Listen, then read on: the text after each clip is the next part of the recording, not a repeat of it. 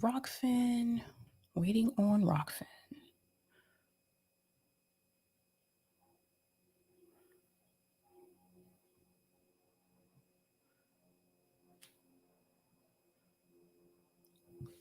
Okay, Rockfin, any day now. All right, here we go. Let's go.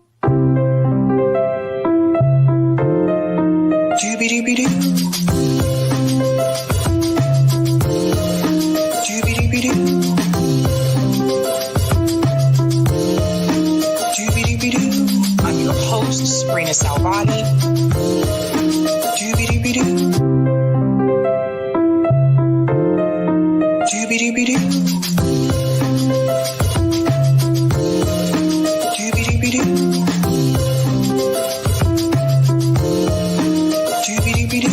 I'm your host, Briahna Sabby.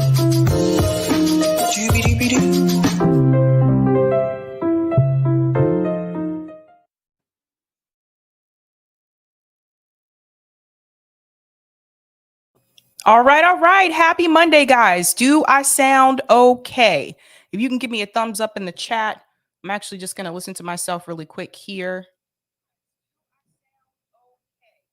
Okay, I do. Cool. Sorry, guys. I do have like a new setup here, so I get a little nervous. if I don't know. I just get a little nervous about new technology system setup, especially after what happened with Call In on Friday. It was a hot mess. Oh my gosh. Anywho, welcome to Sab's podcast. I'm your host, Briahna Sabby. If you are new, I want to let you know that Sab's podcast is a part of Revolutionary Blackout Network. You can catch me there on Thursdays for the roundtable and Friday for the Sabby show. And you can catch me here Monday, Tuesday, Wednesday, and Friday. I want to give a shout out to everyone watching on YouTube, Rockfin, and Twitter. What is up, everyone? I want to give shout outs really quick to people in the chat. Greetings, vegan animal lover, says Sabby Sabs. Hi, I'm the first one here. All right. Shout out to Notori, says Sabby. Shout out Hannah G, says Happy Monday, Sabby. Happy Monday, Hannah G. What's going on? Miguel says peace. Shout out to Turkey Day. LOL, Sabby, you're intrinsically hilarious sometimes. A natural. I'm really not trying to be funny. That's the funny part about it, I guess. What's going on, DFO? XYZ. It feels good to be here on time for the first time. All right. What's going on? Where Pilgrim says that poll was a tough one because they both have valid points. Oh, I can't wait to get into that. Shout out to Eric Gray says, hey, everybody. Greetings, Sweary Fairy. You sound great, Sabby. Thank you so much. What's going on? Kenshi says, hey, my dear Sabby. Hello, Kenshi. What's going on? Saul Good says, yo. What's going on? Gamer and Ganja for Life says, hello. Shout out to Megan I was about to say Meghan Markle. I'm sorry, Megan. Shout out to Megan Morales, says hi, Sab and everyone. Greetings, Leroy, who's a Sabby member, says comrades, peace. Shout out to Delthea Simmons, who is also a Sabby member, says hello and hi. Greetings, Trish T, says hello, Sabby. What's going on, Sophia, who's a Sabby member, says love back as always. Shout out to Krona, says how was your Easter? It was really good. Very relaxing day. Pretty chill. I was catching up on I'm way behind on Arrow and The Flash. So my husband and I have been catching up on that on Netflix. So just kind of had a chill day. Shout out to CBC Voter says, hello, Sabby Sabs, 12.8K. I guess I'm rolling up there, huh? All right. Shout out to SFT says, no echo. Where am I? Hiya, Sabby. I know, man. My audio was Friday was rough. Shout out to Colin says, hey, Sabby. What's going on? Sebastian says, hey. And of course, a shout out to Lawrence Johnson, who's also a Sabby member, says, here I am, and I am late again. All right. We got a lot to talk about tonight, you guys. So get ready for a get ready for a good show. We got a lot to discuss. I do want to go ahead and give a shout out to everyone who is a Sabby patron, as well as some shout outs to new Sabby patrons. So, yes, thank you guys so much, everyone who's a Sabby patron. If you're interested, I have 5 categories: members, Sabby, Sabsters, Sabinators, and Ultimate. Thank you guys so much. I really do appreciate the support. And I want to give a special shout out to new Sabby patrons: Damon Rivera, Christopher Kenna, LPA Film, and don't forget about John Rohrman. Thank you guys so much and welcome, welcome, welcome. All right, guys, I'm still getting used to like this new mic because it actually reaches my height. Whereas before I kind of had to lean in. Now I just got to keep myself straight up. All right, so what are we talking about tonight, ladies and gentlemen? Let me go ahead and share my thumbnail here. Doobie-doobie-doo. All right. Tonight, we are discussing Briahna Joy Gray and Kim Iversen debate Bernie's movement. What was that discussion about? I can't wait to get into that. There's also a poll for that as well. If you look onto the live chat and you see the pinned chat there, that is a poll that I'm asking you guys to take. You don't have to do it right now if you haven't seen it, but you can take the poll after we discuss the video. I'm also going to discuss Cenk Uygur pushes Pac. What is that all about? And what exactly is rebellion? So I can't wait to get into that story. And we're also going to discuss Patrick Lyoya shooting. So justice for Patrick Lyoya. If you haven't heard about that story, you're going to get a chance to hear about it tonight. So I'm actually going to go ahead and get started with the Patrick Lyoya story. And I want to go ahead and prepare you for this. You are not going to see the shooting here tonight. There's a reason for that, which I'll explain later on. But to make a long story short, for those of you who have not been aware, there was another case of police brutality, this time in Grand Rapids, Michigan. And it involves Patrick Lyoya. And what I'm about to show you is just, this is another example why I personally feel police officers should not do traffic stops. This is something I've been very vocal about. I stand by it. I'm not backing down from that because I don't feel that police officers do this in the right way. And so I want to go ahead. There's 2 clips that I do want to show you. The first one is a clip from MSNBC. They're discussing this situation, and they're also going to talk about what is happening to that officer currently. So let me go ahead and post this here. So here we go. In Michigan, protests and protesters are demanding accountability after the Grand Rapids Police Department released video showing a white officer shooting and killing Patrick Lyoya, a 26-year-old black man, during a traffic stop last week. We want to warn you that the videos you're about to see are disturbing, and they actually show a fatal shooting.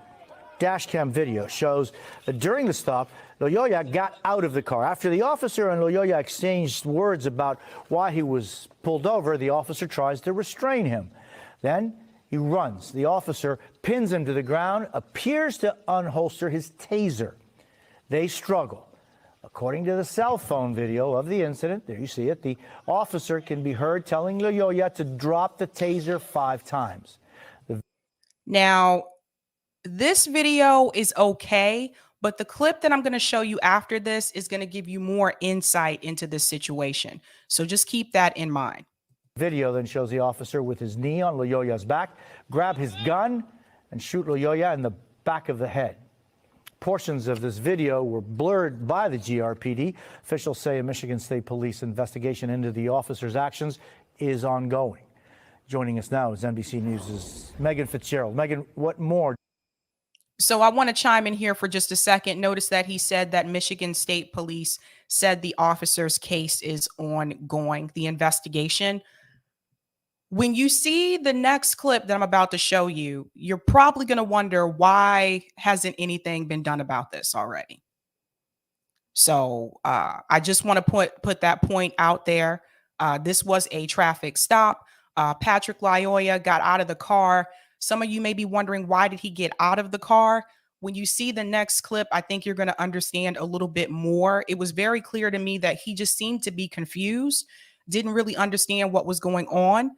The reason why he was stopped is because the police officer said that the license plate did not match that car. Still not a reason to kill someone. Still not a reason to kill someone. And as you heard, the commentator just told you that he shot him in the back of the head. In the back of the head. When you shoot someone in the back of the head, you're not trying to injure them, you're trying to kill them. Now you see he was on the ground. Shouldn't have shot him at all. Shouldn't have shot him at all. But you see that he was on the ground with him. And the way that I look at this situation is, even if he was going to shoot him, why would you shoot him in the head?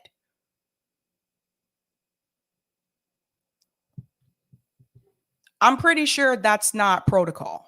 I'm pretty sure that's not protocol. So listen to this. Do we know about the investigation, and what is Lyoya's family saying? Well, Jose, you just mentioned it. This is an investigation that's being led by the Michigan State Police, and it's very active. It's still ongoing. Once the state police is finished with their investigation, they will turn that over to the prosecutor's office to determine if charges will be filed against what we know is a 7-year veteran of the force who is currently on paid administrative leave. Now, the chief of police for Grand Rapids has said that if charges aren't filed against this officer, he won't be releasing the name. But he made a point at yesterday's press conference to say that he released the video that we've seen, 4 pieces of video, in the interest of transparency. Why is he not going to mention the officer's name? Patrick Lyoya's name is all over the internet. It's all over mainstream media. It's on independent media. But they are going to try to protect the officer and not mention the officer's name. I don't think that that's fair. This is what I was saying before, how they protect each other. The police officers, the police unions, they back each other, whether they're in the wrong or the right. I think his name should be released. I think this is ridiculous. When I first saw this story, when I first saw the video, because I was waiting to see if they would release the video before I reported on this. This reminded me somewhat of a situation that happened a couple years ago with Oscar Grant. Oscar Grant, for those who don't know, he was on the ground, on his stomach. He was handcuffed. Police officer shot him in the back. He died. That police officer went to prison for 1 year. That's it. Oscar Grant lost his life, and that police officer only served 1 year. Oscar Grant didn't have a gun. He was laying on his stomach. His hands were handcuffed behind his back, and the officer only served 1 year for killing him.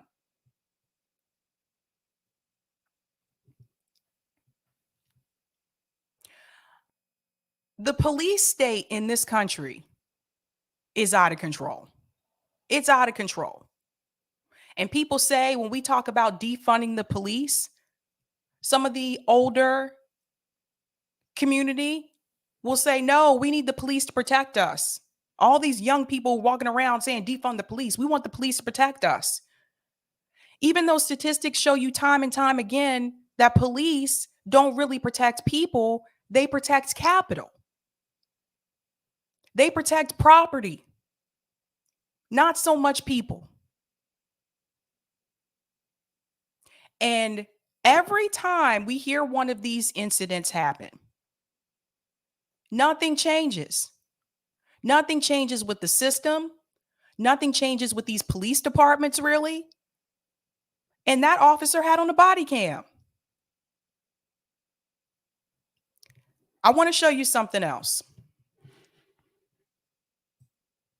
I have another clip that I want to show you involving this situation. Now, remember what I just told you. That officer had on a body cam. That's important to note. Turkey Day said Jimmy Dore and Sabby should do a series on policing together, maybe. Oh, that would be interesting, Turkey Day. Every time I see your name, I think about Thanksgiving. Every time. So I'm going to go to this next clip because this is going to give you a little bit more information. Let me go ahead and share this as well. Actually, Eric, I think I'm going to go ahead and start this from the beginning. I know I said 3:30, but I'm starting from the beginning because I want people to see how this all transpired. So here we go, ladies and gentlemen. Oh, I don't know what happened there. Hey, stay in the car. Whoops, sorry about that. Okay, so here we go. So the police officer, again, you're not going to see the shooting on here. Just want to prepare you for that. There's a reason why, and you're going to find out why in this video. So listen to this. So it says Patrick Lyoya was shot and killed by Grand Rapids police officer during a traffic stop around 11 a.m. on April 4th, 2022. This is the body cam from the police officer. And it tells you there, this is the body cam, so you know. 1915. You see that? The police department says the body cam was deactivated before the fatal shot was fired. Here we go.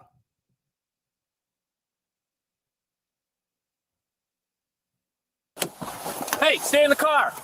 Stay in the car. Stay in the car. Get in the car. Dude, I'm stopping you. Do you have a license? Do you have a license? For what? I'm stopping you. Do you have a license? What that do?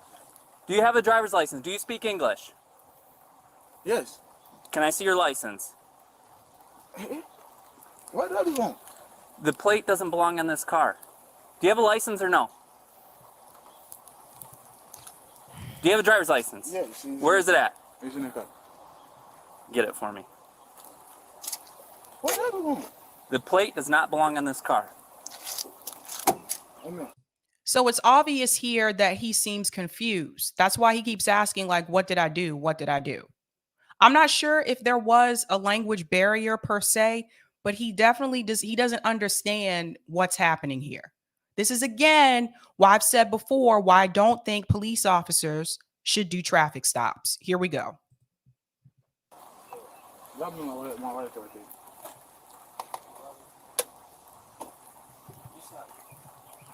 Right there.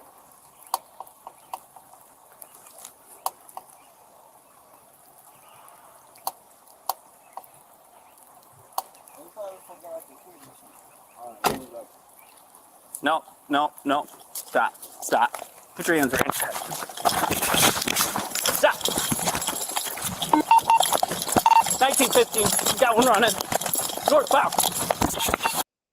Now, this is where some people will come in and they will say, well, he's running away, so he deserved to be killed. No. Again, that's not protocol. If you remember, I don't know if you guys ever saw this show before back in the day, but there used to be this show called Cops. Do you guys remember that show? It was had that really weird song. It was kind of corny. Like, Cops was just ridiculous. But part of that show was them chasing after people. That was a big part of the show. Most of the time, people would run away and they chase after them. And you see the cops couldn't run that fast most of the time. And I don't remember once on that show seeing those police officers kill someone because they ran away. So I want to add that in here because this is where people will jump in and try to defend the officer and say, well, he ran away. Doesn't matter. It's not protocol for you to shoot them. Here we go. Stop! Stop! Okay. Dang. Stop! Stop! Okay. Get your hands behind your back. Okay. Hands behind your back. Okay.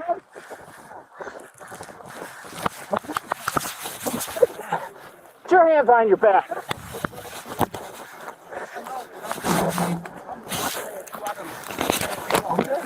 1950. Seven more cars. Okay.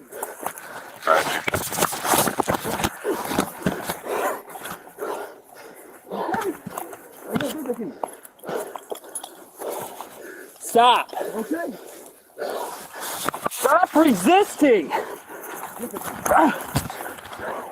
By the way, that's one that they say a lot, by the way. Stop resisting. That's a big one.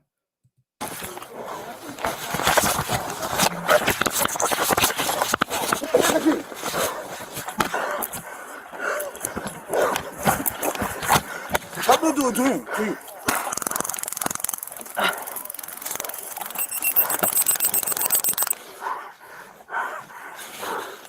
Let go of the taser.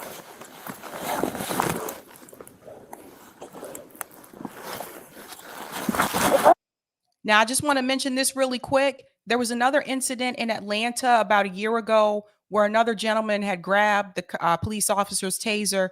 That still does not make them a threat per se.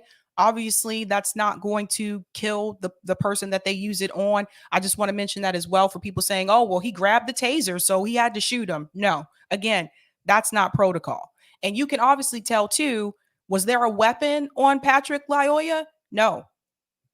No. To me, Patrick Lyoya just seemed really confused as to what was going on. Let's go back in. This is the very telling part right here.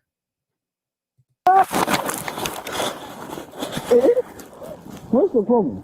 Let go. You see this part? The police department says the body cam was deactivated in the struggle. Just remember that.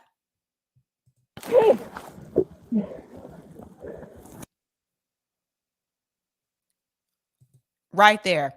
The body cam now on the ground reactivated and captured the scene as responders attempted emergency life-saving procedures. In short, the body cam was deactivated right before he shot him in the back of the head.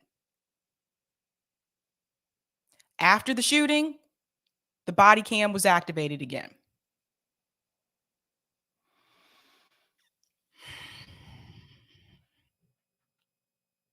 Now, I don't know about you, but that seems a little too convenient to me. The body cam just, as all that time they were tasseling with each other there on the front yard, whoever house that was, all that time they were tasseling with each other. The taser was out.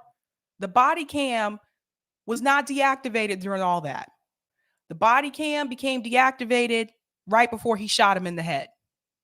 Shot him in the back of the head. Execution style. Pretty sure that is not protocol. Pretty sure that is not protocol. Now, I'm sincerely hoping a neighbor somewhere got this on video. Somebody saw something in this neighborhood.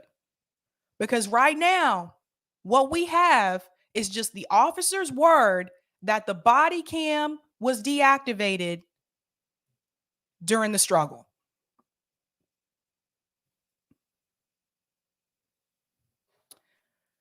I'm going to go to some of the comments in the chat. I wanted you to see that clip because I wanted to give you more perspective. LPA Film said, yep, he was resisting. He broke the law. Another jogger. We have some disgusting people in this country. And that's what people are saying right now. That's what people will say. Don't know the law. Don't know the protocol. Anything to defend the police. Leroy says, I want to know if the cop was lying about the plates. We know they always lie to corroborate their lies on their reports. There's that too.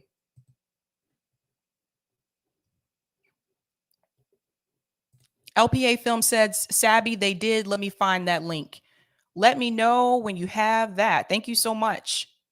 Monarch says maybe police departments have it where somebody tech geek is always watching the cop via body cam, kind of like an AI. They may have that. But even if they do have that, they're still going to try to cover for the police officer. And the reason why I wanted to show you the first clip as well as this one is because I wanted you to hear that they're already telling you they don't want to release the name of the officer. Now, the way that I kind of see this, if the police officer was in the right and if he followed protocol and he did nothing wrong, you should have no problem releasing his name. Could just be me. Could just be me. Eric said cops should never, ever gotten that close to the guy. Goes against training. And Eric would know, by the way.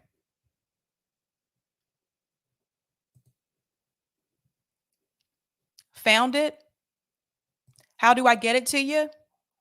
You'll have to email it to me because it won't let you guys put links in the chat. I just put my email in the chat. You'll have to email it to me. Monarch says, because Sabby, there's no way an impulsive, intense cop can calmly turn on or off her or his body cam. Crazy, isn't it? And I've seen this happen multiple times, by the way. Multiple times. All of a sudden, the body camera goes off at the most convenient time for the officer, right? When people come to me and they say, we need to reform the police, I push back on that. I used to be for police reform, but that was before body cams. After body cams, I was no longer for police reform because body cams was a part of police reform. Some people forget that. And I see that body cams are not working because these police officers will turn the body cams off. So what are you reforming? They think that by removing a few corrupt police officers here and there, that is solving the problem. That's not solving the problem. And I've mentioned this before. They're looking at this as apples on a tree. Let's pick off the bad apples. The whole tree is rotten. It's the whole system. There's no pushback on qualified immunity. They still have that. Police officers don't have this fear that they're going to be held accountable because they know they have qualified immunity. Then you have the current leadership in this country giving more money to the police. And this is something I've told you guys before as well. It doesn't matter if the president is Republican or Democrat. They're still giving money to the police. Obama militarized the police during the Ferguson riots. Trump gave more money to the police. Joe Biden's giving more money to the police. The party doesn't really matter. They want a militarized police state to keep the people in order, to keep the people in line, especially after the George Floyd protests. They never want to see that happen again. More money to the police. Doesn't matter who's in power. And this is one of those things where when people say we still have to do electoral politics on the federal level, we should still push for that and fight for that. This is an example when we talk about police brutality, we talk about the criminal justice system. This is one issue that it seems like it doesn't matter who we have in office, they don't fix it. There are other issues as well, but this is one of them we need to call out. We had a black president and he militarized the police. We had a Black Lives Matter movement under a black president.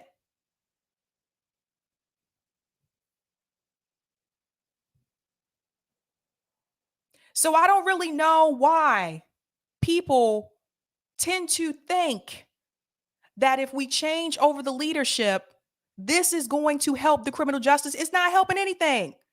All these people are bought and paid for. I showed this on my show. I think it was a couple of days ago. I showed you how much money Democrats take from the police. I showed you how much money Republicans take from the police. They're both taking money from police unions for their campaigns. Trump took money. Joe Biden took money. Amy Klobuchar took a lot of money from the police. Even Bernie Sanders was on that list. So for me, this doesn't change anything. This is one of those examples when people push back on you and they tell you, oh, we definitely have to put these progressives through the Democratic Party. We still got to fight. This is one example that you can bring up and let them know it's not helping the criminal justice system. When it comes to voting on the federal level, it is not helping the criminal justice system. They are giving more money to the police. Now, it still boggles my mind why so many people voted for Eric Adams as mayor of New York City, a former cop. And look at what's happening in New York City right now. Every other day, I'm seeing videos, police officers on every freaking corner. I saw a video over the weekend where police officers, they were kicking the homeless people out, just tearing down their tents. By the way, the people were packing up to move. They didn't even let them finish packing. The officers just came in and tore down the tents. They have made New York City a police state. It's disgusting. But now some of those same people are complaining, we got police on every corner now. This is ridiculous. Look who you voted for.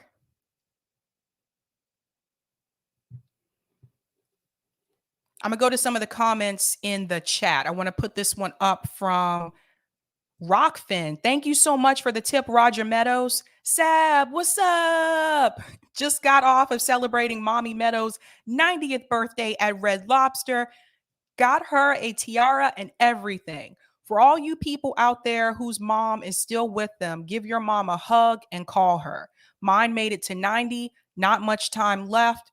Not being morbid, just a fact of life.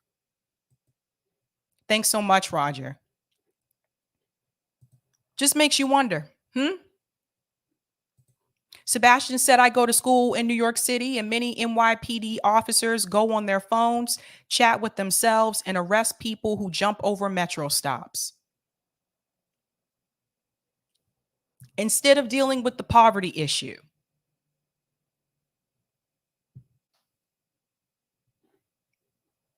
They want to talk about the crime issue, but they don't want to really address the crime issue. Why do we have most crime? Because of poverty. Most crime is poverty driven. So if they really wanted to fix the crime issue, they would try to fix the poverty issue, but they don't want to do that. What they want to do is control people. Just keep funding the police state. Mr. X said Eric Adams is going to be worse than de Blasio. I warned people about that. Like, you really think this is going to be better? Really? Eric Gray said, as a teacher, I'm embarrassed of police officers being in our schools. And that should never happen. That should never happen. Pay attention, guys. If you haven't had a chance to go to New York recently or see some of these videos, I have friends there and I used to live there. It's terrible what's going on right now. It's ridiculous. Curtis said America is more worried about what celebrities are up to instead of creating a better society. Curtis hit the nail on the head, and that's a big one. And this is why I tell people, like, don't idolize celebrity. Let's not be distracted by some of these stories with celebrities. Doesn't mean you can't talk about it, but don't take your eye off the ball. That's important to know. So I don't know what's going to happen with this situation. I'm really upset that they don't want to release the officer's name. I think that's BS. No. You committed that crime. You should have your name up there, just like Patrick's name is all over social media right now. That officer's name should be released. It's terrible. It's absolutely terrible. LPA Film said, right, the core issue, poverty and lack of investment in these neighborhoods. 100%. 100%. I think you sent me that email. You did. You did. Thank you. Okay. Okay. I think this is the same.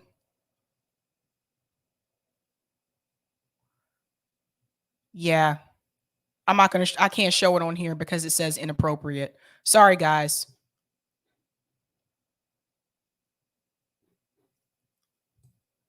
This is crazy. This is, oh man.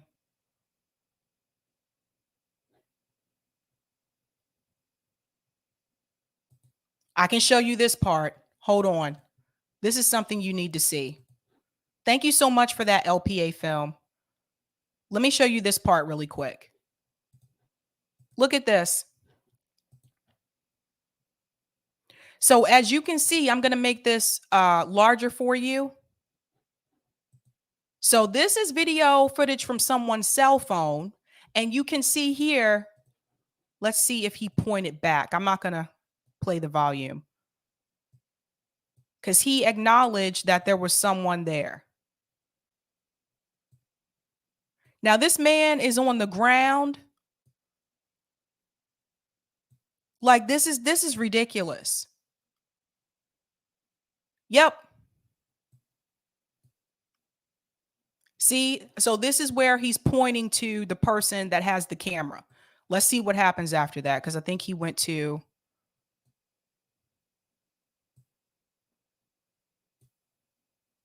Yeah. Yep. He shot him in the back of the head and then just left him there.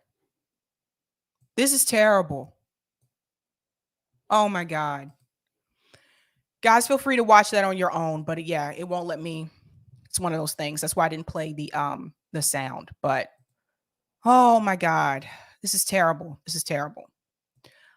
All right. I do want to go ahead and get into the second story. Now, before I get into this story, I do want to say a couple of things really quick. So I put a poll at the top of the live chat. It's pinned to the live chat and it says, who do you agree with in reference to this Bernie movement discussion that happens between Kim and Bree, whether you agree with Bree or Kim. If you haven't seen it yet, after we go through this video, please answer that poll. The reason why I say that is because I, for one, at the time, like I hadn't seen this video, but during my call-in session on Saturday night, someone put in the chat that they wanted me to watch this video and give my response to it. I hadn't seen it at that time. I said, okay, I'll watch it, when I get some time.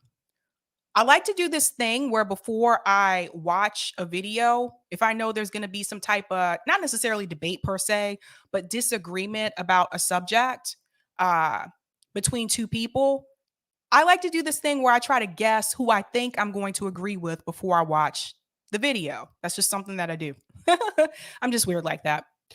But I made an assumption before I watched this video of who I thought I would agree with, and I was wrong. And I'm usually not wrong when I play this game. I actually thought that I was probably going to agree more so with Briahna Joy Gray. Then I watched the video, and I've actually watched this video 3 times. And surprisingly, I actually found myself agreeing more with Kim. So this discussion is about Bernie Sanders' movement. Is Bernie Sanders going to run again? I don't think Bernie Sanders is going to run again. And to be honest with you guys, I think Bernie has passed his time, right? I think he had his moment. I think he had his moment in 2016. He had his moment in 2020. I think if Bernie were to run again, I think it would be embarrassing for him. I'm just going to be honest with you. I think his time has come and passed.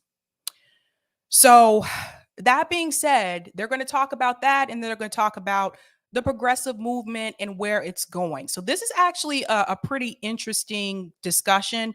But again, I was actually surprised that I found myself agreeing more with Kim than with Bree. So let's go into this video here. And here we go. Options, I guess, The Rock to Bernie. Bernie, there's no way to say that he's too old to make another go of it because they're all too old. Not what Dianne Feinstein thinking about. Way too old, so he certainly could. The left, and I guess I'm curious for what you think about this, Briahna, but it seems to me as an outsider to the left that there's not a very deep bench. I mean, just for the Democrats in general, but also for the progressives, there's not a obvious successor to Bernie who has that kind of charisma and it reminds me, as a libertarian, of the kind of Ron Paul phenomenon, which was so big throughout my college years and then into the start of my career. Ron Paul being this, chief animating figure among young non-left-leaning people, and then and then after he was kind of done, there wasn't anybody else to step up. Or I mean, I guess there was Rand Paul, but he's more of a somewhat more mainstream Republican figure. Yeah. So I do want to chime in here really quick and just add, I don't really agree. This Robbie person, I don't know who he is. Okay, so I really feel like I agree with him on this point that Bernie didn't really have someone come behind him. Like, he didn't have someone to pass the torch on to. That is something I will say, because even when you go back to 2008, you look at Obama, right? He won in 2008, then he won in 2012. Obama was, well, this is how it was supposed to go. Obama was supposed to pass that mantle on to Hillary Clinton. And I think that was always the plan, to be honest with you. I think that was planned from the moment that he won in 2008. When he was going against Hillary and they saw Obama was taking the lead. I think the plan was Obama do your 2 terms and then pass it over to Hillary. Okay. I don't think Bernie had someone to pass it to. And some people say they think that should have been Nina Turner or was supposed to be Nina Turner. I don't know. That doesn't seem like what happened, though. So Bernie Sanders suspended his campaign 2020. And when he did that, he also left his movement. And I've talked about this before as well. What Bernie should have done is he should have continued his movement, and he should have started a whole third party wave to counter this 2-party system. That's what Bernie Sanders should have done. But you never leave your movement, especially when he said he would still be out there in the streets with the people, even if he lost. Obviously, that did not happen. So I do agree with Robbie on this point that he didn't pass this on to anybody else, right? So let's go back into the conversation. I think that's right. Look, there have been articles asking this question, most recently a couple about Marianne Williamson's prospective run and one about asking whether Ro Khanna was going to run. I asked Ro Khanna this question recently on my show.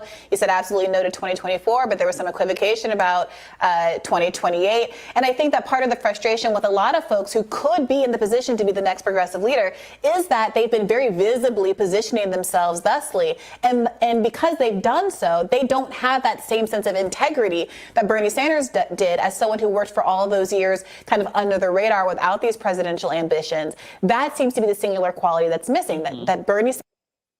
Okay. So this part, let's hear this part again. 1 second. Prospective run and one about asking whether Ro Khanna was going to run. I asked Ro Khanna this question recently on my show. He said absolutely no to 2024, but there was some equivocation about 2028. And I think that part of the frustration with a lot of folks who could be in the position to be the next progressive leader is that they've been very visibly positioning themselves thusly. And because they've done so, they don't have that same sense of integrity that Bernie Sanders did as someone who worked for all those years kind of under the radar without these presidential ambitions. ambitions. That seems to be the singular quality that's missing, that Bernie Sanders was this guy who really seemed to be in it for the right reasons. And most of the up and coming progressives, people like Pramila Jayapal and Ro Khanna, aren't perceived in that same light because it seems like they are jockeying hard right now for leadership positions within a Democratic Party establishment that is very. Okay, so this part right here, Ro Khanna and Pramila Jayapal, like obviously, I mean, I've talked about them a lot. You guys know this. They're careerist. They're looking out for their careers. Yes, they are looking for these leadership positions, these committee assignments. Like that's what they're looking for. But there's a piece that's missing here, and this is something I've talked about often on the show with you guys. I don't hear more people talking about this. I think we also need to point out the fact that Ro Khanna and Pramila Jayapal also take corporate money. I feel like this is like the elephant in the room. And people aren't saying this. I feel like it's me and maybe other smaller channels, but I feel like people aren't really saying this. Ro Khanna takes money from Silicon Valley. His wife takes money from the military industrial complex. Hello. I laid out Pramila Jayapal's receipts for you a couple days ago on this show. They both take corporate money. They're still bought and paid for. And no one mentioned that. Like, I think this is the part for me where I feel like I know damn well I'm not the only one in this space that knows that. I know I'm not. And people who've been doing this longer than me, come on. So that's another big part of the problem is taking the corporate money. And I wish, so that's one part where I wish like Bree would have mentioned that. Why didn't she mention that? So that part to me, I just, nah. Nah, I mean, yeah, they're trying to go for these leadership positions. Yes, that is partially true, but they take corporate money. And that was a big thing. Like with Bernie, a big thing with him was grassroots donations. Let me take some from a little bit, from unions, which he had mentioned that as well. But I think there's a big difference here. Pramila Jayapal taking money from Amazon. Bernie Sanders didn't take money from Amazon. So he was really willing to call them out. You see the difference? When you're not taking money from these people. This is why Bernie Sanders could call out Amazon the way that he did. He could call out Walmart the way that he did. But Pramila Jayapal and Ro Khanna, they just, the money needs to be mentioned. I'm going to go back in. Obviously hostile to progressive interests. I mean, Robbie, I doubt you voted for Bernie I did the not. first time. No. I would assume, Briahna, that you did. I know I did. So, would I vote for him again after voting for him the first time around? I'm not certain if I would or wouldn't. My only concern now with the progressive faction, and I used to call myself a progressive. I don't really know what to label myself now, is that I feel like the priorities have shifted.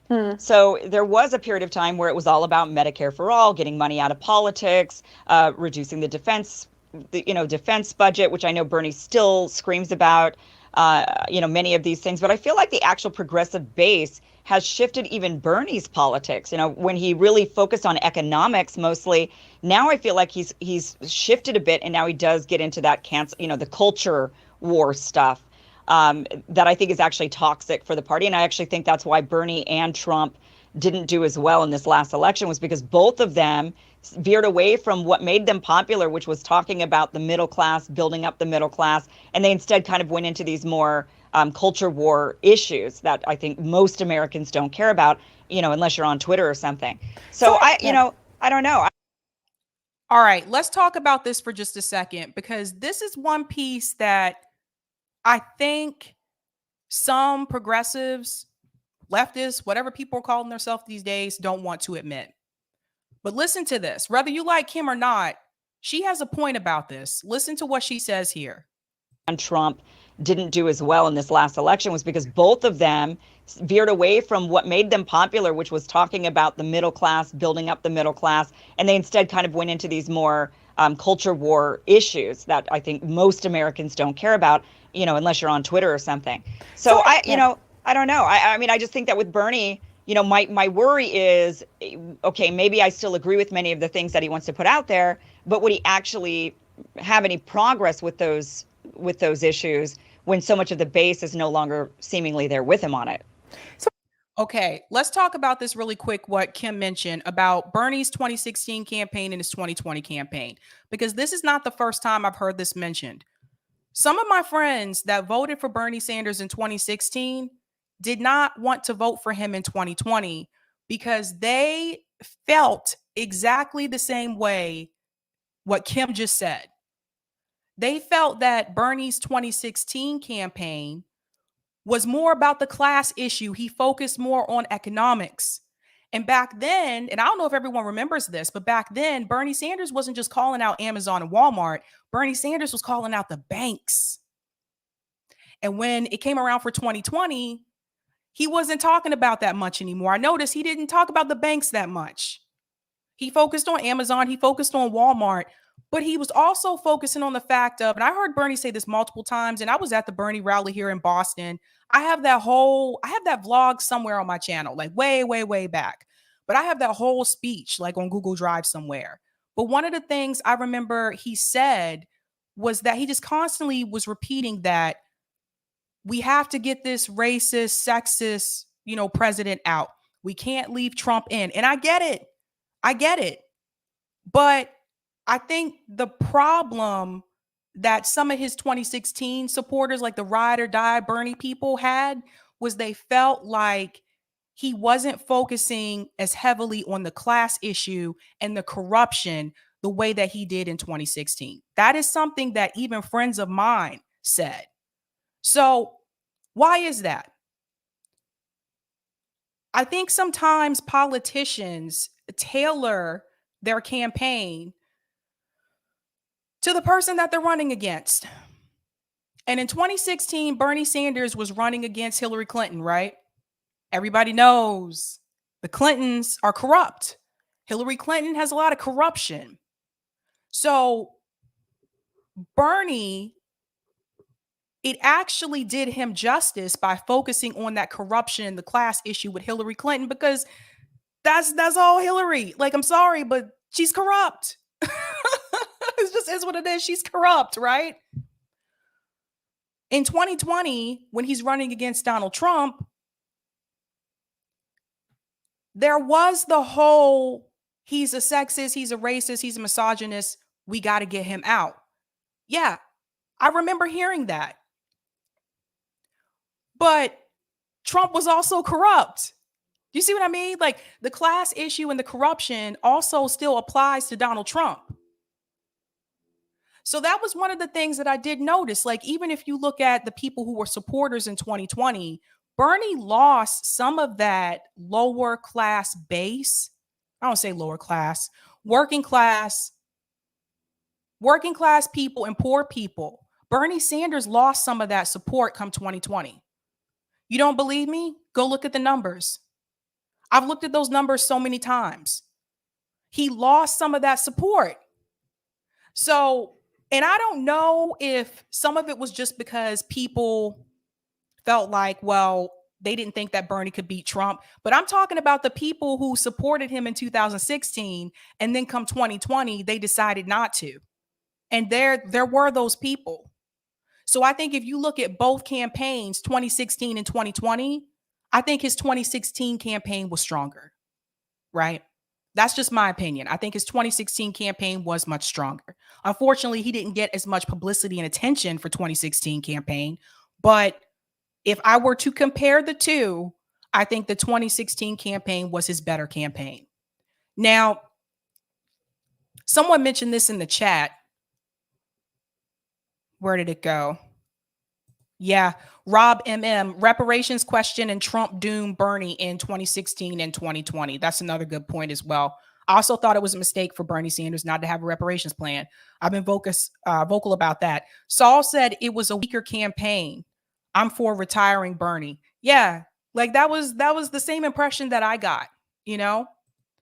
But I think that Kim has a point here that focus kind of shifted.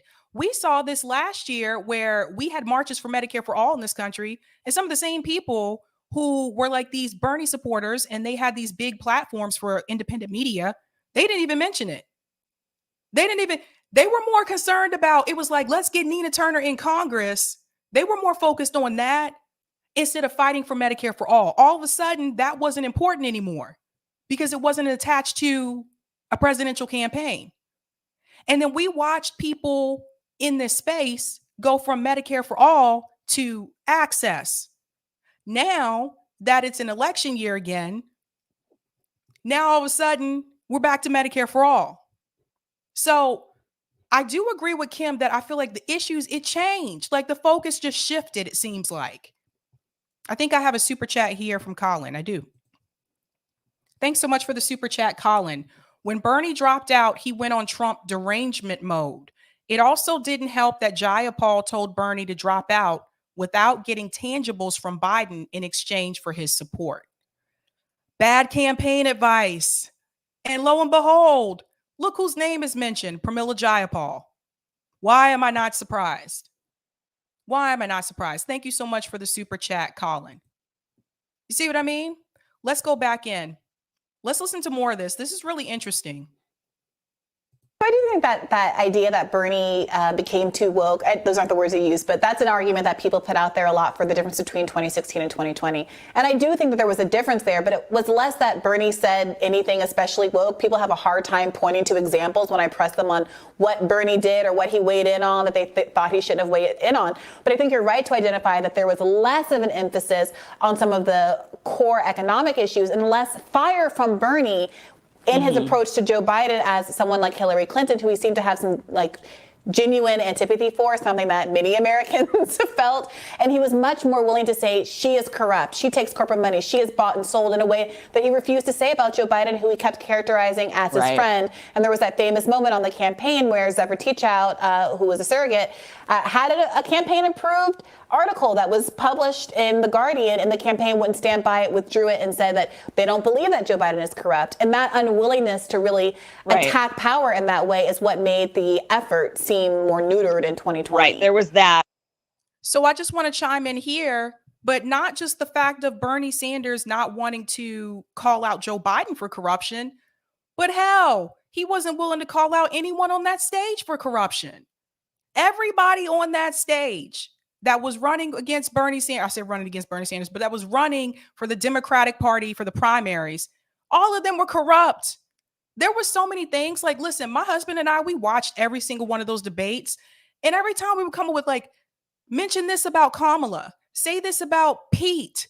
Why aren't you bringing up, Joe Biden's history with the crime bill? Like, why aren't you bringing these things up? There were so many things that Bernie could have used against the people on that stage. I told you guys about Amy Klobuchar, how she's heavily funded by the police state. In fact, she's number 2 when it comes to senators in DC for police funding. She's number 2. Now, everybody want to point fingers and blame, Joe Manchin and Kyrsten Sinema. I told you guys before, I think they're just rotating villains. It is what it is. But how come nobody's pointing fingers at Amy Klobuchar for taking all this money from the police? These are things I want people to really think about. Why didn't he call those people out? Yes, it's easy to call out Trump's corruption because that's the person that's the current sitting president that you were running against. But all those people on that stage for those debates with Bernie Sanders, why didn't he call out their corruption? Joe Biden was an easy target. An easy target. There's so many things he could have said about Joe Biden. He chose not to until the final debate when it was just him and Biden. And even then, I said this before, he was soft on Joe Biden during that debate. He could have really went in on him, really went in. And it was at that point where I felt like Bernie wasn't trying. I said, Bernie ain't trying to win this at that debate. I was like, Bernie's not trying to win chances are someone had already spoken to him. I wouldn't be surprised if Obama had already spoken to him before that debate and said, hey, Bernie, you know, let Joe have this one. Let Joe have this one. All these backroom deals, you guys. It's the same reason why I believe why AOC and the rest of the squad, none of them have tweeted about any kind of support for Nina Turner. Why? Why? Not saying they should. I'm suspect about Nina too. I told you, none of these people are going to change anything. You know why? Because I guarantee you, the Democratic Party already spoke to them and told them not to, and told them the party is going with Shontel Brown. These people are handpicked. They're handpicked. This is why nothing ever changed. This is why things don't change. So this is my thing. What I'm saying is this. Bernie Sanders had every opportunity to really destroy the candidates on that stage, especially someone like Kamala Harris. Bernie knew what he was doing. He knew not to do that because he knew then he'd be ostracized by the Democratic Party. It's the same reason why after Hillary Clinton won, he went out and helped campaign for Hillary Clinton, traveled across this country to try to help get her elected. And Hillary Clinton stabbed him in the back and went onto the View and said he was part of the reason why she lost. She's still saying that to this day, by the way. She is still saying that to this day. Why did Bernie Sanders do that?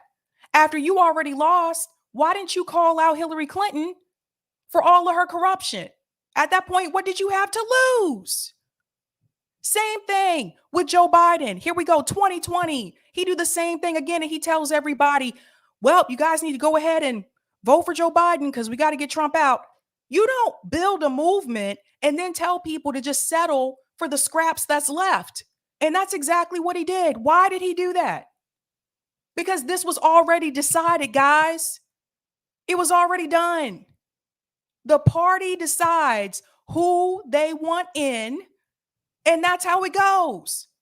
And if you're not the one that they want in, they're going to do everything they can to push you out. They're going to do everything they can to smear you. And if you're still leading in the polls, then they're going to come to you and tell you, look, we're going with Joe. We're going with Hillary. Now you either with us or you out. Just multiple things. I see a lot of people still defending Bernie Sanders. Someone on Twitter just called Bernie Sanders a prophet. This is how far gone some people are. So as far as I'm concerned, I just want people to wake up and see what's really going on here. Let's go back into the video. Plus, I just kept hearing him say, and we're not going to vote for racism and sexism and bigotry. And, you know, I just kept hearing those words over and over and over. In 2016, that was like a I don't think he did nearly as much. No, he didn't nearly as much. He said that predominantly during the 2020 campaign when he was running against Trump. That Bernie used that a lot. I know. I watched all the Bernie speeches. I saw all the rallies. I was at the rally here in Boston. That's what he did. He focused more so on Orange Man Bad, like Colin said, that derangement syndrome. Thanks so much for the super chat, The Traveler. I'm so tired of hearing the word access. Last year, Obama and Cortez only mentioned Medicare for all once or twice. Jayapal introed Medicare for all and then radio silence, 100%. Delthea Simmons said Bernie is done. The policies outlined on his Senate page are still relevant. Bernie, not so much. Well said, Delthea. Well said. All right, let me go back in. All right. No, because he wasn't running against Trump, really. You know, in that, you know, in this last election, it was everybody was just trying to beat Trump. But in 2016, he was going up against Hillary Clinton. So he was talking about corruption and more of the things you just pointed out. But in 2020, it shifted and it was like racism and sexism and bigotry. And it was just over the top. And I was like, come on, you know, like, let's focus on the actual bread and butter issues. It also doesn't. He should have just focused, not just focused, but he should have went right back to that same strategy he had for 2016, where focusing, like she said, the bread and butter, you should have been focusing more so on the money. Because see, that rhetoric didn't work the way that people thought it would work. Like the whole like, oh, well, he's racist, he's sexist, so we can't have him in there. That didn't really work the way that people thought it would. And same thing, I thought we would have learned this from Hillary Clinton when she played that commercial and it was a child sitting in front of a TV and it was a Hillary Clinton ad. And they were like, this is what your children see when Donald Trump is speaking. Would you like for this to be the president of the United States? Would you like your kids to see this kind of rhetoric from the president? It didn't work, did it? No, it didn't work. Just something to think about. Just something to think about. Thank you so much for the super chat, The Traveler. Hillary literally bought out the DNC in 2015, and she had complete control over the finances way before a single vote was cast. Thank you. And that is something that Bernie Sanders should have mentioned. Why didn't he do that? See what I mean? You see what I mean? He know how to play the game. He know how to play the game. I don't think it doesn't matter hugely who, if Bernie or someone else tries to run in 2024. I mean, I think Biden is going to be the Democratic Party's nominee 2024 with like a 99.9% guarantee. I don't know. And I mean, if his approval ratings get below like 10%, maybe then, but he just has so much institutional backing. A successful primarying of a sitting president seems just totally beyond any. Yeah, he would have to. Biden, I guess, would have to decide that. But Biden's absolutely not going to decide not to run. I think that would be the scenario. No one decides that Joe not to Biden run. decides No one not who to has run. power decides. Sure, here's my power. I'm going to set it aside and like yield. Like that. That is even more unthinkable. Well, there is conversation. There's quite a bit of patter about that being the eventuality, and that there's an effort to minimize the risk of what that means for the Democratic Party by basically selecting and inaugurating a successor the same way that they've basically chosen successors in a lot of other contexts.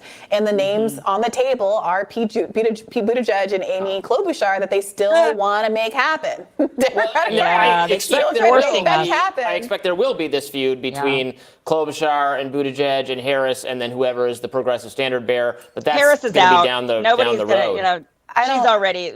No one's gonna. I mean, they tried forcing Harris on us. I mean, that's what they've been doing, and people. Yes. Can we please stop trying to make Kamala Harris happen? Please, just stop.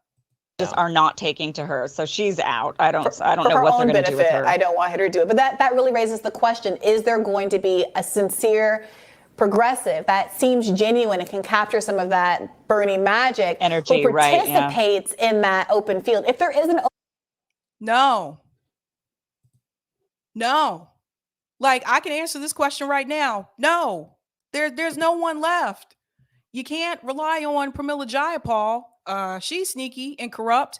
You definitely can't rely on Ro Khanna. He's sneaky and corrupt. I think we know this is kind of it for Nina Turner. No. Who's left? Who's left? I have to tell you, someone called in to my call-in show Saturday night, and they told me they had just recently watched a live stream with Bernie Sanders, and they said, Sabby, it was so sad.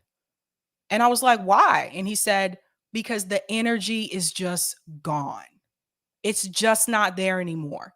He said, people aren't energized. They're not excited. It was just so sad to watch. He said, I guess there weren't many people watching too. I don't know. But no, there is nobody.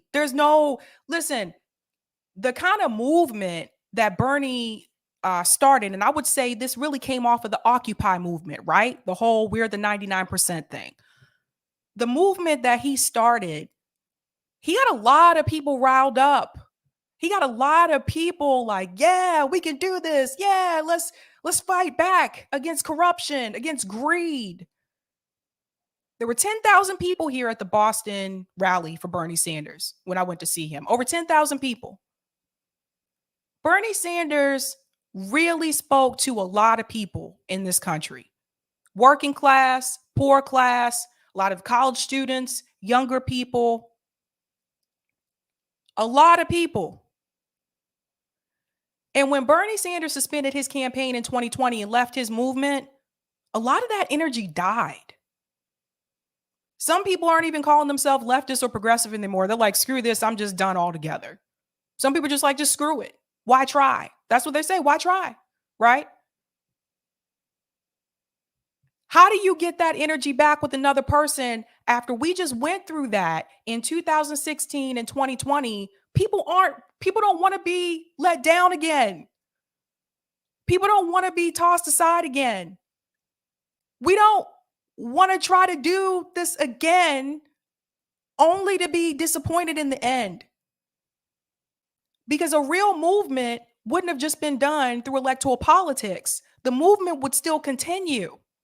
Imagine if the civil rights movement was done through electoral politics. Imagine.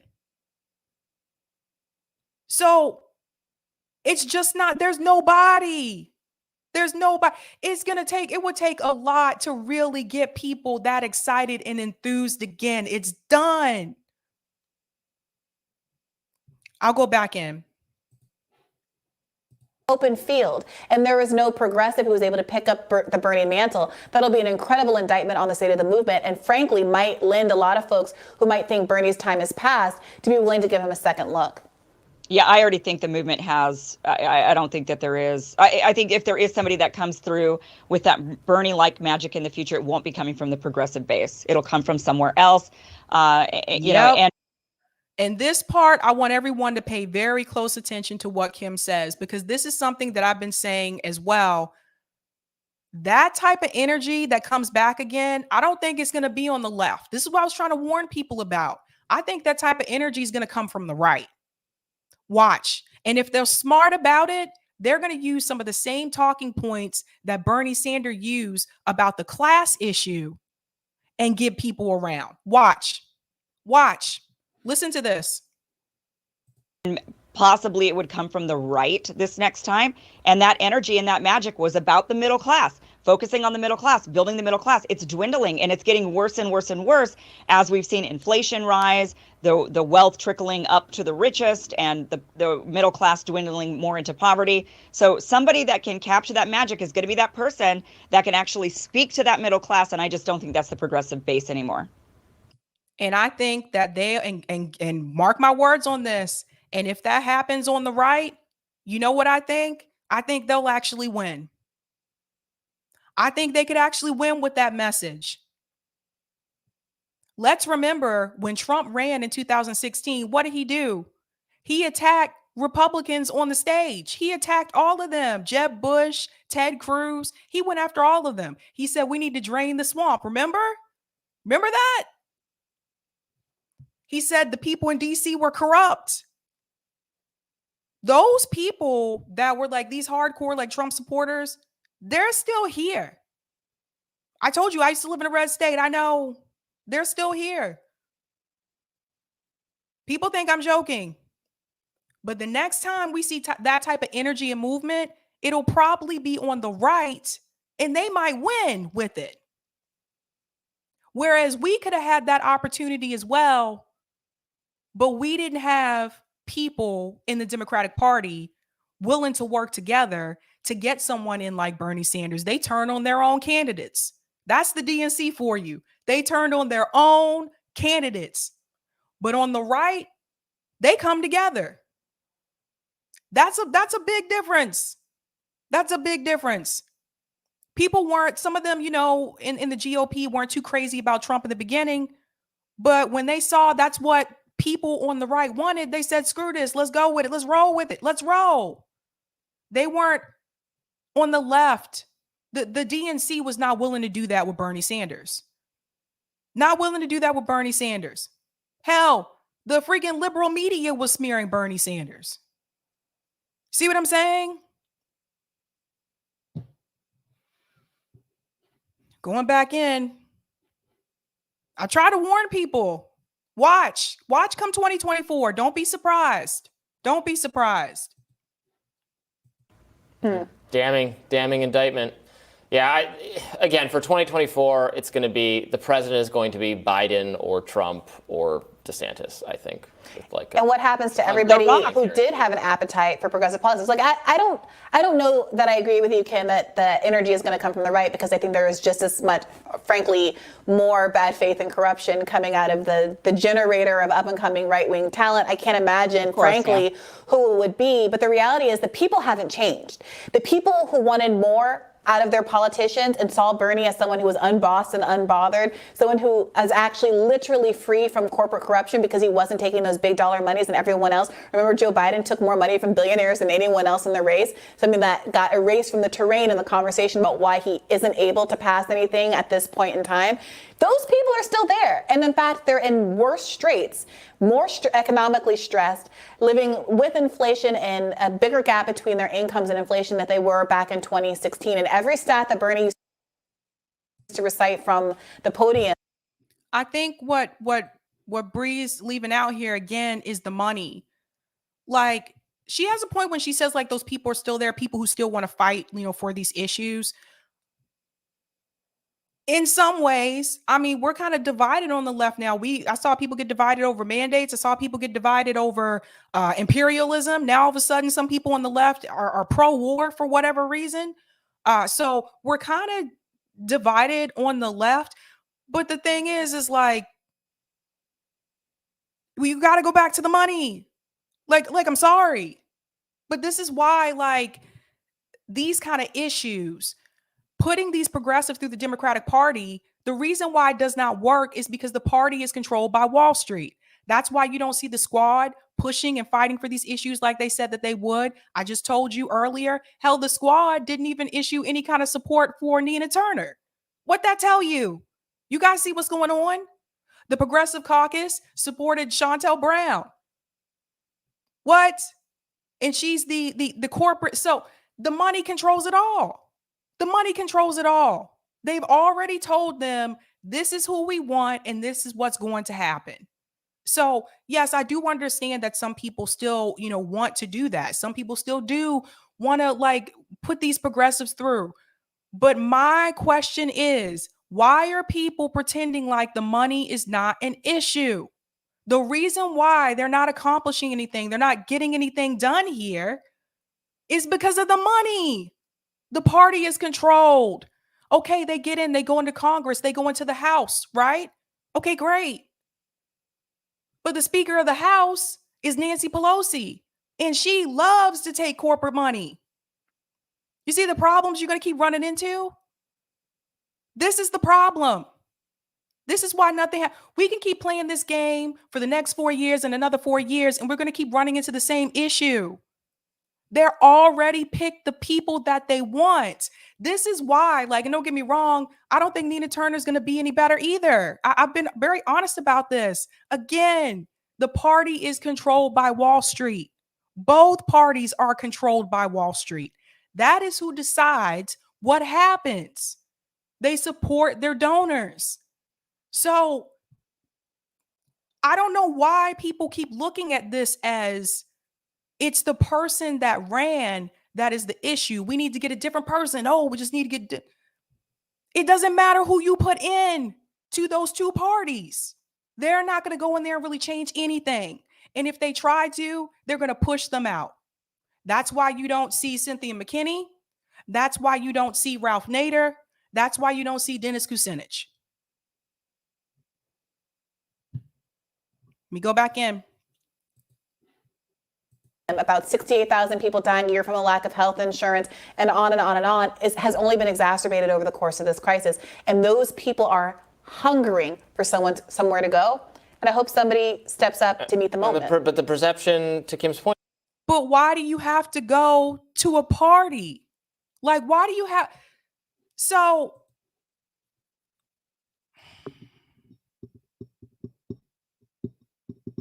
I think that we have been conditioned to think we have to belong to a group.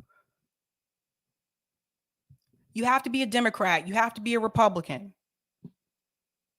You got to be a leftist. You got to be a progressive. And progressive and leftist candidates are still running through the Democratic Party, by the way. So at the end of the day, they're still Democrats. Just want to put that out there. Why do you have to belong to a group? Why do you have to belong to a party, though? This is something Roger Meadows talks about often, well, at least via chat. The parties are a big part of the problem. We would be better off without political parties. My question is, why can't we get this same type of energy and the same type of momentum to support people who are independent and people who are third-party candidates? Why are we still trying to put people into this two-party system that is already bought and paid for? That's the thing. Nobody want to talk about the money. Come on now. Come on. The party's got to go. Bill Bradley said, yes, ban all parties. All parties, even third parties, are private corporations gatekeeping public office. Like, why do we have to do this? Why? Nothing has changed. Nothing has improved. The squad isn't doing anything. Bernie Sanders is not doing anything. They're just going to go along with what the party wants.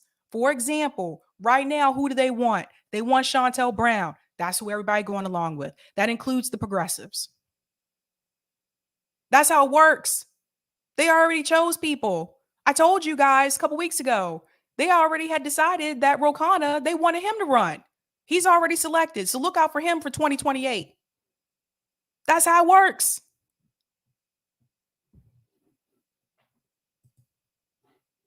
Is that the left is just going to serve them up more anti-racism training to deal Right. with those It's just things. all about racism and white supremacy. I'm sorry. At this The point. idea that Bernie Sanders from the podium No, not Bernie, was not Bernie doing Sanders. anti-racism. No, Absolutely rest of not them. Bernie Sanders, but whoever is going to replace Bernie Sanders as the standard bearer for the left is going to face enormous pressure from progressive activists, from the people who care about this Like stuff, AOC. to only focus on... Yeah. If they're doing anti-racism training, if they're doing woke speak, they're fundamentally not leftists to begin with. So I'm not even thinking of people who are in that realm. Obviously, we're talking about someone who is a Bernie-style candidate, and I agree with you that there aren't very many names on the horizon. I mean, I do think that there was something provocative about the conversation around Marianne Williamson, because she was this outsider candidate that did pique a lot of people's interest. She was the most Googled person on that second debate night stage, and she was very quickly kind of disposed with after that. It seemed like there was some concern about how much interest there was, if their backlash against her was any indication. But whether or not she can capture, to Kim's point, that grassroots middle class energy and speak to the needs of the populace in this moment is, who knows if she'll run, and that remains to be seen. No. And this is where I'm sorry. So look, with all due respect, Marianne Williamson has been on here twice. I think Marianne Williamson does a lot in reference to, humanitarian. She does a lot in reference to nonprofit. She does a lot, right? I think the two problems that Marianne Williamson is going to have is the class issue, and number two, foreign policy. Because let's be real, let's start with class issue first. She's rich. I'm sorry, but that's going to be an issue. That's going to be an issue. In reference to foreign policy, her takes on foreign policy have not been good. Especially, I don't know if you guys have seen it on Twitter, but especially on Twitter, have not been good. And people have tried to explain to her, like, why what is happening between Israel and Palestine is bad. People have tried to explain that to Marianne. People have tried to explain to her, like, well, no, Marianne, like, they're really not going over there to help the women and the children. This is about resources.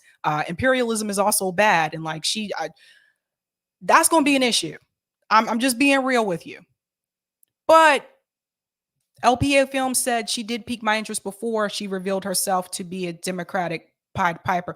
Yeah, it just, don't get me wrong. Like, the first time Marianne Williamson came on, she came on to talk about reparations, because she had a reparations plan.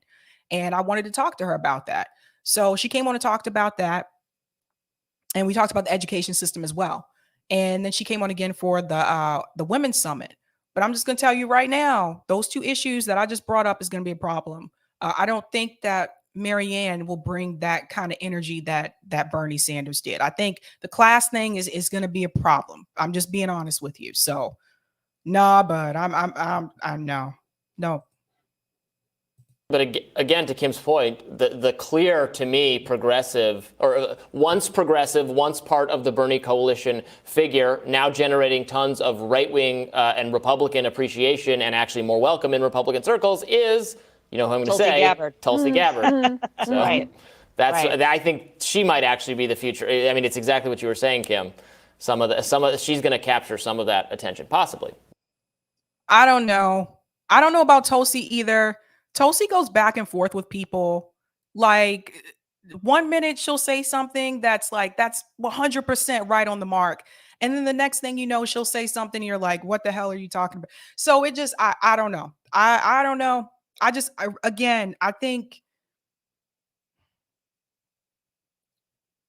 think they're trying to make something happen that's just not going to happen.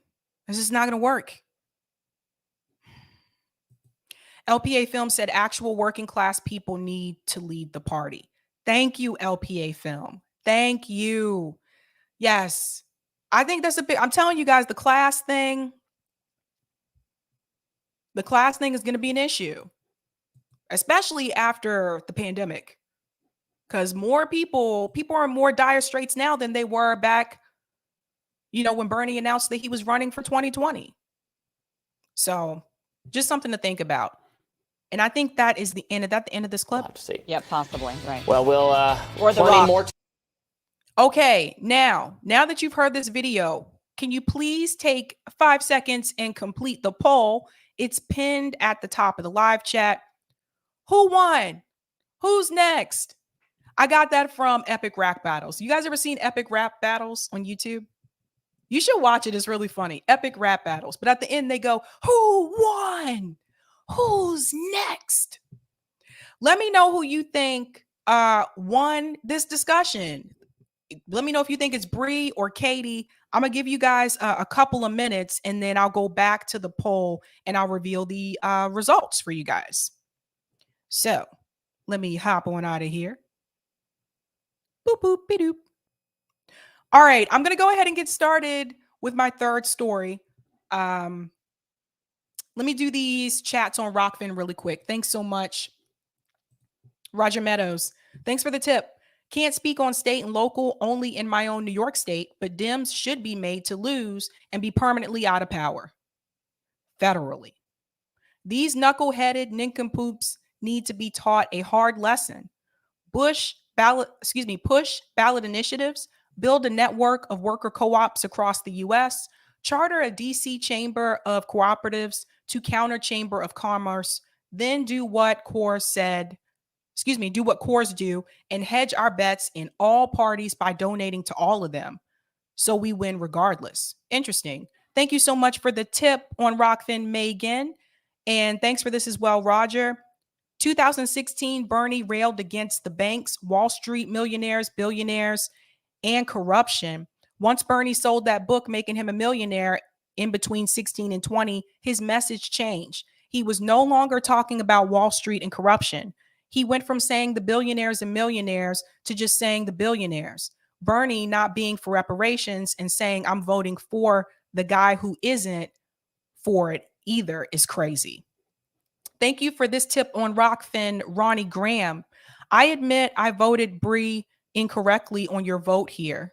Kim was more on point than Bree here. I think Kim is a bit more real on these issues. She's wrong on some things, but Kim's ear is just closer to the ground than Bree, who was too close to the beltway in her outlook, in my opinion. Interesting. Thank you for this tip as well, Roger. Sab, physics says energy cannot die or be destroyed, only transformed. You're looking for energy in all the wrong places. Energy is with the workers. We're taking matters into our own hands and are like, if you want something done right, do it yourself. Workers are unionizing, unionizing, resigning. We're taking on the donor class since politicians won't. Getting at the root of the problem, we must break the donors' back and abolish all political parties. Thank you so much for that, Roger. Wow. Well said, you guys. SFT, you counting the poll for me? 58 Kim, 42 Bree in the poll now. Didn't have to change my vote. Cool. You counting for me? That's really sweet. George said if Sanders went full psycho like Trump and criticized Democrats and wokeism, he would win. Wow, George. Andrew said, Jink pushing this pack is very penguin of him. You guys are so cruel. Thank you for the super chat, though, Andrew. Oh, man. You guys got the names for people. Sebastian said, Sabby, look at the trucker movement. You see what I'm saying? Like, that's why, look. Thanks for the super chat, Megan. Honest, conspiratorial question. Does anyone else think Bernie may have been threatened in 2016 or 2020 to go easy and / drop out? Some reason my comments don't show on Rockfin. Oh, I don't know, Megan. Thank you for the super chat. Rockfin, I know sometimes people have difficulty with the comment section on Rockfin sometimes. That is a good question. I'll pose that question to the chat, you guys. There is one thing I do want to show you before I go into the Jinx story. Eric just reminded me by pulling it up because I almost forgot. Something else I want to tell you about why political change doesn't really happen for people who are poor and people who are working class and middle class. There was a study that was done at Princeton University. This was years ago. I've talked about it before on the show, but I never actually showed you the graph. So tonight I'm going to show you that graph. I want to show you this. Now, this was a Princeton study. Poor and middle class have no say in government policy. Now, I'm going to make this a little bit larger for the people in the back. One man, one vote is a fundamental tenet of representative democracy. But according to a new book by Princeton politics professor Martin Gillens, poor and low-income Americans might not have much of a vote at all. The name of this book is Affluence and Influence, Economic Inequality and Political Power in America. Gillens argues that America's top earners are the only people whose opinions have any influence on policy. Let me show you this chart in just a second. You guys see why I keep telling you need to focus on the money? Because that's what it comes all back to. It comes all back to the money. So look at this chart. Let me go down here a little bit. Whee! Okay. This is the predicted probability of policy change. And I can put the link for this in the chat for you guys too, if you want to show this to other people as well. I think this is important for people to know. We have two graphs here. One graph is for low income. That's the one here on the right. Excuse me, the left. The one here on the right is for middle income. Let's look at the first graph. Again, this is talking about probability of policy change. If you look at the first graph, low income is the green line, high income is the red line. Whoopity-boop.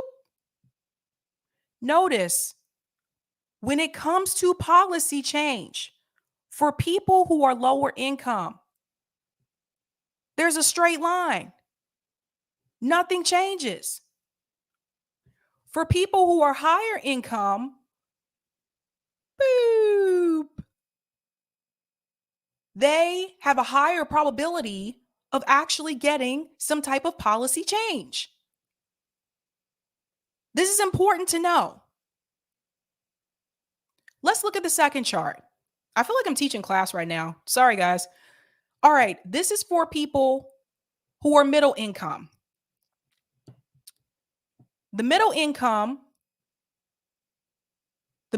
line is dark blue. The high income line, again, is red. Notice, even for people who are middle income, when it comes to policy changed, there's a straight line. There's no change.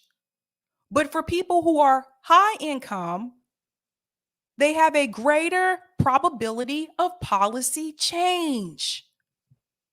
Ladies and gentlemen, this is exactly why I want you to focus on the class issue. As you can see, Gillen's found that the percentage of middle class or lower income people who support a particular policy has virtually no bearing on that policy's likelihood of being enacted. Let's break it down, folks. Let's highlight this. I feel like I'm at the whiteboard now. Here we go again. As you can see, Gillen's found that the percentage of middle class or lower income people who support a particular policy has virtually no bearing on that policy's likelihood of being enacted.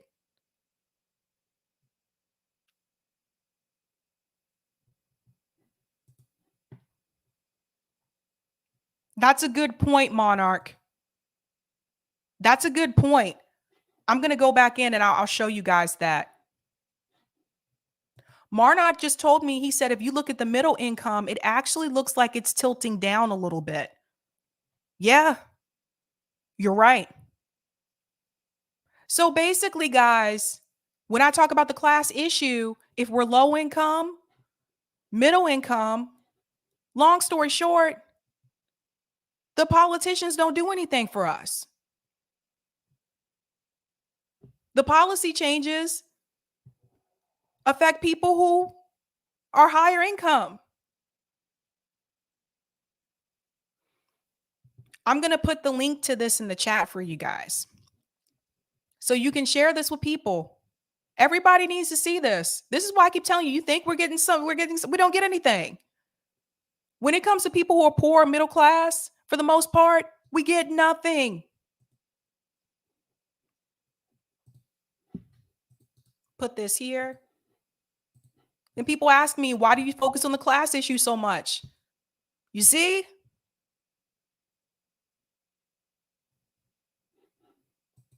Colin said I should buy that book. I think you can get it. Let me see. You might be able to get it on eBay, Colin. Actually, it might just be online because this was a couple years ago, so it might be online now. You may not have to pay for it, actually. I'm going to look into that. Rodrigo said, Sabby Sabs, the OG, dropping them truth bombs. I'm trying to educate people. And thank you for the super chat, Andrew. If Sanders went in full psycho mode, the DNC would have still stopped him. You either die a hero or live long enough to see yourself become the villain. Ouch. Andrew. Thanks for this as well. I've also got Hillary, Joker, Clinton, Anna, Karen, Kasparian, Anthony, Scarecrow, Fauci, Peter, Griffin, Buttigieg, etc. You guys got jokes tonight. Oh, man. Thank you for the super chat. Let's get into this Cenk story, you guys. This made people laugh. So Cenk Uygur, after the Progressive Caucus decided that they were going to endorse Shontel Brown, Cenk Uygur decided to let everybody know that he is donating 28. It's changed. I saw 25, 28. We'll say 25 in reference to this source here. $25,000 of his own money to a PAC. Let's look at it. Boopity boop. The Nina Turner race is most important of my lifetime. So I'm going to put in $25,000 to Rebellion PAC, which is significantly painful for me, but we must win. Please chip in whatever you can to match that number. We're going to have super hard hitting ads. When I saw this, the first thing I said, I actually retweeted this. I don't feel like looking for it, but I remember what I said. I retweeted this, and the first thing I said was,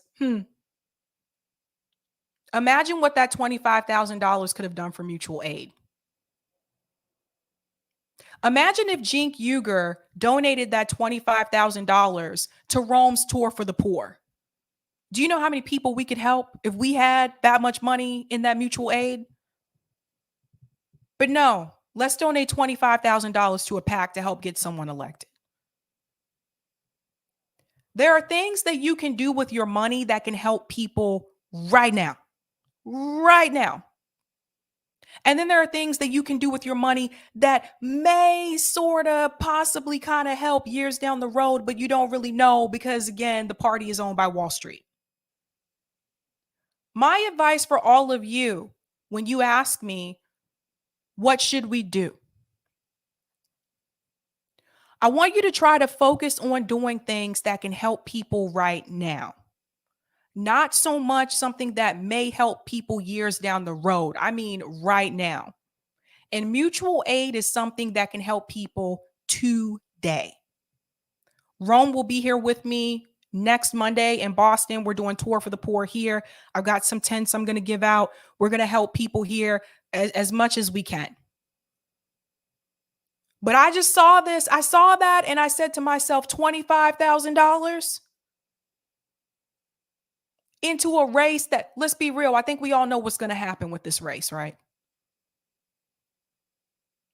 But who is Rebellion PAC? You know, I wanted to look into this. I have to put my head up over my ring light because I'm in a short seat. Let's talk about Rebellion PAC, ladies and gentlemen. You know, I had to look into this, right? Introducing Rebellion PAC. I am thrilled to finally be able to announce what I've been working on. I accepted a position as an executive director of Rebellion PAC. This is coming from Briahna Wu. Let's go on. A progressive super PAC with resources and relentlessness needed to lead progressives to victory. Now, you guys know how I feel about super PACs. I told you I do not like super PACs. She went on to say, I'm proud to have started Rebellion PAC with Cenk Uygur of the Young Turks. Between the two of us, we've raised about $2 million in our congressional runs. We're building a multi-million-dollar organization with the resources to run TV ads and get voters to the poll and deliver real-world results. Why not use that money in the community? Why not use that money to help get some of these homeless veterans off the street? Why not use that money for mutual aid? Do you know what I could do if I had $2 million? Do you know what we could do? All that money. All that money. Now, this is supposed to be a progressive PAC, right? So their focus is putting progressives, again, through the Democratic Party. You would think in doing so, they would call out the corrupt Democrats, right? But that's not what's happening. If you go onto their website, let's go to home. Nope, videos. I think that's where I saw it. Yeah. If you look at the videos that are on their website, all the criticism is about Republican. Look, Republican war, racist Republicans. The Young Turks got on, get out the vote in Georgia, enforce the 14th. That was them trying to get people to vote for Warnock and Ossoff. I don't even know if I would consider them as progressive, so I'm a little bit confused. But where is, again, here's another one calling out a Republican taking all this money. Where is the ads to call out the corporate Democrats? Where are the ads to call out Joe Biden and Nancy Pelosi and Chuck Schumer? Where are those? This is just, guys, they're just pushing Democrats. Sebastian said this is a joke. So what? How? Rebellion PAC. Now, I told you it's a super PAC. What is a super PAC? Let's dive right in. Super PACs are a relatively new type of committee that arose between July 2010 federal court decision in a case known as speechnow.org versus the FEC. Technically known as an independent expenditure only committees, super PACs may raise unlimited sums of money from corporations, unions, associations, and individuals. Then spend unlimited sums overtly to advocate for or against political candidates. That's the definition of a super PAC. So Delthea Simmons says the grift is strong in this, Jink. Vegan Animal Lover says, Sabby, this is suspicious. Thank you for the super chat, Colin. The fact that Jink is able to give 25K easily speaks volumes. Hello. Some people don't even make that in a year. Thank you for the super chat, Brothwaite. Rebellion Pack is Chunky Yogurt's own pack. He's giving to himself. You guys see this? Let's see who else is involved with Rebellion Pack. Now, Robbie Yeager does really good financial work. Robbie Yeager decided to call this out as well. FEC News, Cenk Uygur's Rebellion Pack, formerly the campaign committee for his failed congressional bid, gets a $100,000 donation from Aspiration founder, multimillionaire Joe Sandberg. I kid you not. Let's see this again here. Cenk's Rebellion Pack gets a $100,000 donation from Aspiration founder, multimillionaire Joe Sandberg. Let's look at the receipts, ladies and gentlemen. Again, I would never show you this stuff without a receipt. Rebellion Pack. Here's his name, contributor Joseph Sandberg, $100,000. Los Angeles, California, employer, information requested, occupation, information requested. So I decided to look up Joe Sandberg myself. Let's do a little bit of digging. Joe Sandberg. Let's talk about the political history with him. Joe Sandberg was considering a run for president in 2020 on an anti-poverty platform. Sandberg stated that he would support whoever the Democratic nominee is if he did not run. He began traveling to Ohio in April of 2019 to test the possibility of a presidential run. Ultimately, on June 1st, 2019, at the California Democrat State Convention, Sandberg announced that he would not campaign for the presidency. Listen to this. With the possibility rising of a 2021 recall election to remove Governor Gavin Newsom, Sandberg attacked the recall as anti-democratic. Well. But who is he?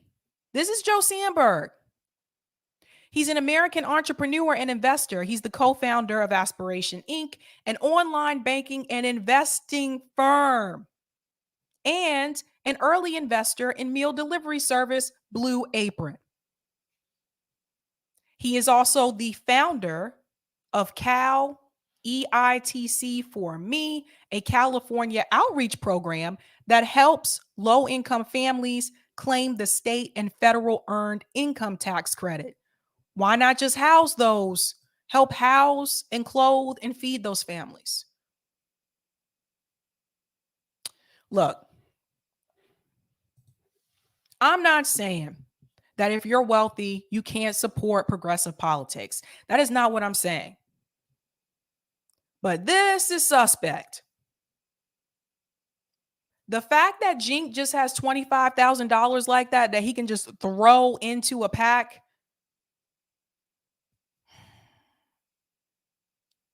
He lives in California. He's in Southern California. And I've watched him and Anna talk about, I don't know why I said Anna. I've known Anna, spelled the same.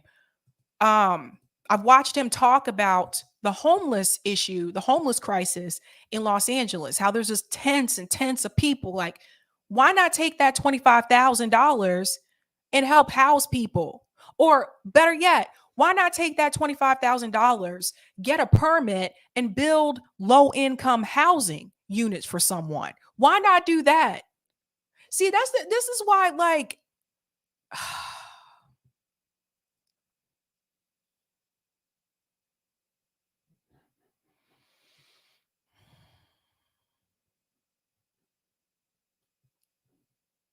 I don't know what to say.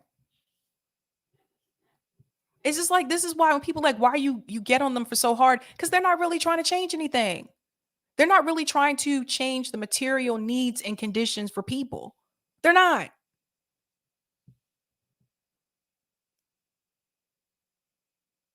How many times are they going to tell you, put these progressives through the Democratic Party?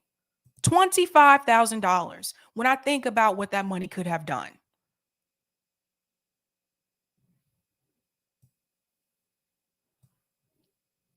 Mr. K said TYT received $20 million from Spielberg, Katzenberg, Geffen, DreamWorks, SKG in 2017.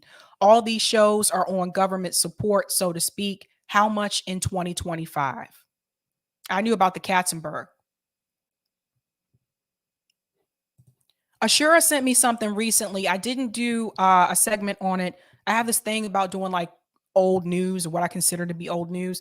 But Ashura sent me a clip recently where Jink was on someone's podcast about 2 weeks ago, and he was telling them that him and Joe Rogan were trying to pitch a show to a cable network. I guess this was before they had their falling out. They were trying to pitch a show to a cable network. So this is what I'm saying, you guys. Like, at the end of the day, like, if this whole thing, this doesn't work out for them, putting progressives through the Democratic Party, they got other plans. Like this, they're not really serious about trying to help people. Like, that's the thing that bothers me. They're not really trying to help.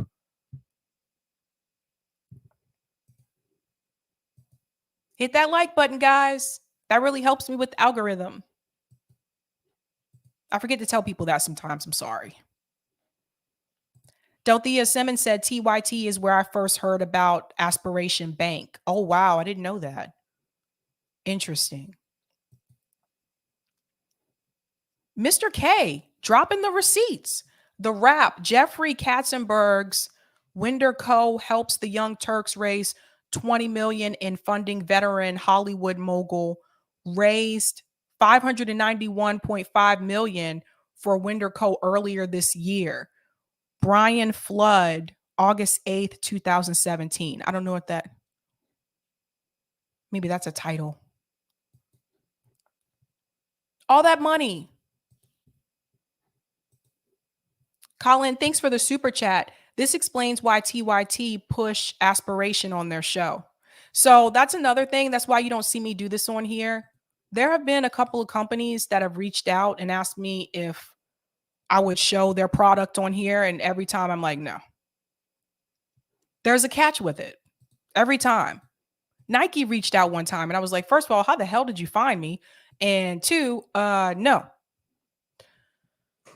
There's a catch. There's always a catch. You got to be careful with that. Thank you so much for the comments on Rockfin Roger Meadows. Thanks for the tip.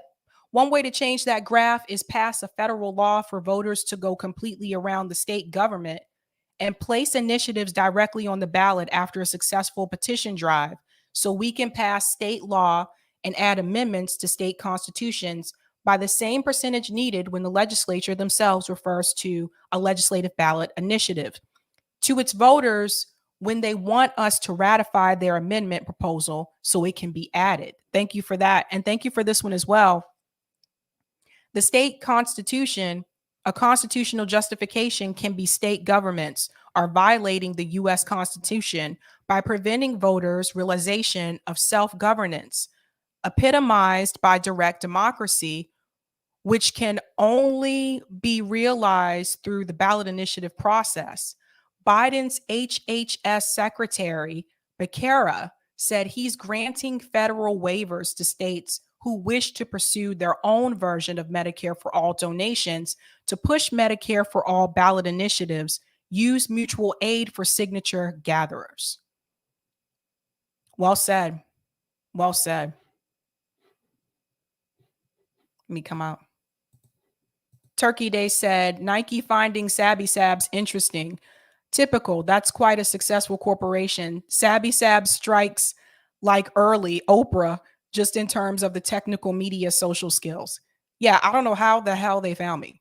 Like, when I got that email, I was like, first of all, is this real? You know, and I had to do some digging and a little bit of research, and it was weird. It was really weird. Time to look at that poll, ladies and gentlemen. Oh, sorry, I didn't mean to say that. I apologize if anyone's new and they're watching and they don't realize I say that sometimes. I always feel like somebody's watching me. All right. Let me sign in. I have to sign in on here and I have no privacy. Oh, I always feel like somebody's watching me. All right. Here we go. Time to look at that poll. Well, this is kind of weird because I'm looking at myself. I'm sorry, this is trippy. Anyway, I'm going to share this with you guys. Somebody's watching me and I have no privacy. How many of you knew that Michael Jackson was actually singing that hook? That's Michael Jackson who sings the hook. Show me the poll. Okay. All right, honey gumdrops. Here's the poll results. Oh, I'll just take a screenshot. This is weird. And I have no privacy. All right. And I got my little snippy. Thank you. No, don't snip again. Give me the snip I already have. All right. I have to stop watching myself. That's kind of weird. Okay, here we go. I'm going to show you the results here. Somebody's watching me. Hope I don't get this stuck in your head, you guys. And I have no privacy.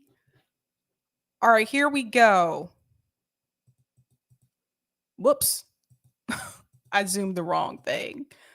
I'm trying to zoom this. It won't let me zoom the snipping tool. Oh, well. Anyway, the results are, so who do you agree with about the Bernie movement? 44% said Briahna Joy Gray. 56% said Kim Iversen. So there you go. There you go. Watching me and I have no privacy. All right. Thanks so much for the tip on Rockfin, Sean. This show is awesome. Oh, thank you. I appreciate that. All right. All right. I think that's everything. I think I went through everything tonight. I was on a little bit longer than usual tonight, but I really wanted to be thorough, especially when it came to those graphs. Okay, thanks, Eric.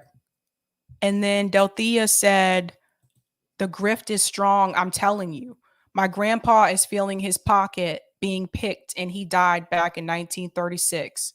Now that's a grift. Gamer said Robbie Yeager is a good journalist. Yeah, Robbie like really brings the receipts for real. All right, guys. Normally, I would tell you guys to head over to Revolutionary Blackout Network for Nick and CJ, but I think Nick and CJ went earlier tonight. But you can still go, watch that. They had Chuck Modi is on, and so is Misty from Facts on the Ground. So definitely check that out, you guys. I'm not sharing anything. StreamYard's telling me I'm sharing a window. Okay, that was weird. Yeah, so they're still on. Okay, Kyle said, yeah, they're still on. Okay, cool. Kyle said they're still on, so definitely go check them out, you guys. I don't know what that means, Turkey. Nick and CJ have this sign on blocked from chat, so I don't know what that means, hon. Anyway, it's time for me to go. It's almost 9 o'clock. Somebody's watching me. All right, guys. Have a good night. Keep up the fight.